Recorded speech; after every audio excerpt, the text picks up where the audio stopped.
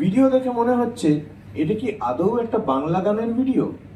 গানটা শুনেও মনে হচ্ছে যে এরকম গান তো শোনা যায়নি বাংলায়, যে একটা রুচিশীলতা আছে, কারণ একটা সিনেমার নাম জড়িয়ে গেছে তো এর সঙ্গে।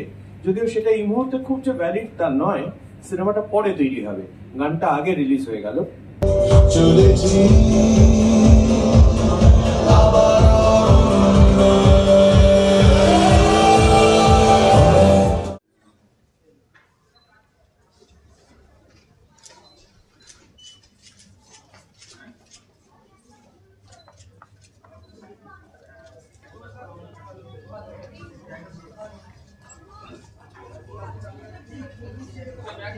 কোন দিকে যাব?